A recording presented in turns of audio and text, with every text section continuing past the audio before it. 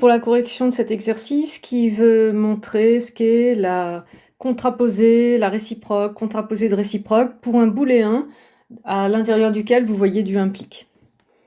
Alors, ici, l'assertion, je vous rappelle que c'est synonyme de booléen. Donc, vous avez un booléen universel. Comme d'habitude, derrière la déclaration de variable, vous observez un booléen implique, lui-même constitué d'un booléen ici A et d'un booléen B. Donc la négation, on l'a travaillé dans les vidéos précédentes. Non A, c'est équivalent à il existe X dans R. Je change la déclaration de variable. Et ici, mon booléen A implique B. Eh bien, j'écris le petit booléen en début de flèche. X n'appartient pas au rationnel. Et négation de 1 plus X n'appartient pas au rationnel. Donc 1 plus X appartient au rationnel. Donc ça, c'est la révision des vidéos précédentes. La contraposée de A, il n'y a pas de notation par défaut. Donc la contraposée de A, il faut connaître évidemment la définition. C'est quoi? Eh bien, je ne vais pas changer la déclaration de variable. Par contre, ici, je mets négation ici, implique ça. En gros, quand j'ai le schéma là j'ai un petit booléen que je vais appeler B, puisque le nom A est déjà pris. Ici, j'ai C. Donc mon booléen A, il a la structure pour tout X dans R, B implique C. La contraposée, c'est pour tout X dans R, je garde la négation et non C implique non B.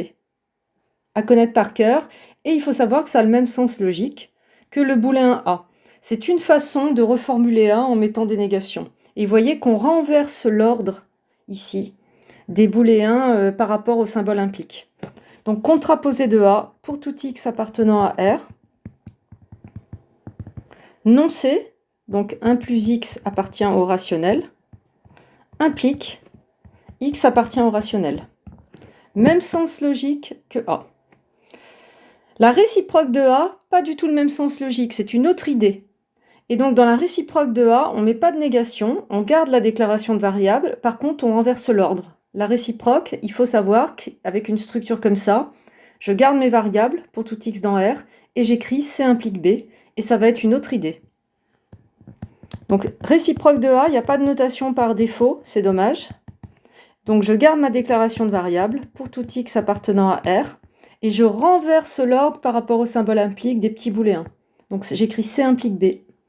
1 plus X n'est pas rationnel, implique X n'est pas rationnel. Autre idée. Enfin, la contraposée de la réciproque, soit je l'obtiens en partant de la réciproque et en appliquant, soit je retiens que par rapport à l'assertion A, je garde ma déclaration de variable, et là, j'écris des négations sans changer l'ordre par rapport au implique. Donc la contraposée de la réciproque de A, ça va donner pour tout X dans R, non B implique non C. Et ça, dans le langage courant, souvent, les gens pensent que quand on met les négations sans changer l'ordre, on exprime la même idée. C'est important d'être conscient, vous qui faites de la logique, que c'est pas vrai. Donc là, contraposée de la réciproque, pareil, il n'y a pas de notation par défaut, je le déplore. Contraposée de la réciproque de A. Eh bien, si j'observe A, je garde ma déclaration de variable, je garde l'ordre et je mets les négations. Non B, donc X appartient au rationnel, implique non C, 1 plus X appartient au rationnel. Comme ça. On vous demande ensuite de montrer que le booléen A est vrai et on impose la méthode. On vous demande de montrer que A est vrai par contraposée. Donc vous devez simplement comprendre que puisque la contraposée est équivalente à A, elle a le même sens logique, eh bien on peut décider de prouver que A est vrai en montrant que ici, la contraposée de A, ce booléen est vrai. Et c'est judicieux dans cet exercice parce que finalement, 1 plus X rationnel, je sais mieux démarrer que n'être pas rationnel. Être rationnel, ça veut dire que j'ai une expansion numérateur sur dénominateur entier. Ne pas être rationnel, c'est beaucoup plus dur. On a du mal à avancer dans la variable. Et donc, ça paraît bien de chercher à prouver que A est vrai par contraposé.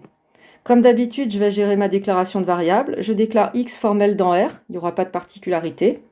Et comme ici j'ai un implique à prouver, je suppose que le petit boulet 1 en tête de flèche, 1 plus x rationnel, est vrai. Et j'essaye de prouver que ça est vrai.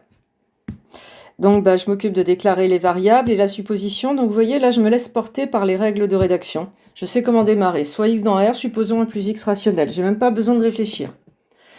Ensuite, moi je veux atteindre x rationnel. C'est ça que je cherche à atteindre. 1 plus x rationnel, ça me permet de faire une expansion. Je le fais. Donc 1 plus x rationnel, je vais déclarer les variables qui me permettent d'écrire son expansion. Évidemment, c'est du tel que. Je ne peux pas prendre nd au hasard. C'est le n et le d qui correspondent au 1 plus x que j'ai figé avant. Donc soit nd tel que 1 plus x égale n sur d. Et puis j'ai choisi de mettre le signe au numérateur. Vous voyez, j'autorise le numérateur à être dans z, négatif. Et le dénominateur, j'impose qu'il soit non nul pour ne pas créer du aucun sens avec cette fraction. Mon objectif, c'est de cerner la variable x, de montrer qu'elle est rationnelle, et donc tout naturellement, je l'isole. X c'est n sur d moins 1, et si je mets au même dénominateur, ça fait n moins d sur d. Et là, qu'est-ce que vous observez? Vous observez un numérateur qui est un nombre entier, puisque n et d le sont, un dénominateur qui est un nombre entier, donc vous observez un x rationnel, il y a juste à le dire. Et donc ça peut donner une rédaction de ce type-là. J'observe donc x rationnel, puisque n-d dans z, et d appartient à une étoile. Et ça termine votre démonstration. Si vous préférez, vous concluez donc à vrai, mais voilà, là on a compris qu'on avait fait le job, et on a fait ce qu'on appelle une démonstration par contraposé. À bientôt pour la suite du cours.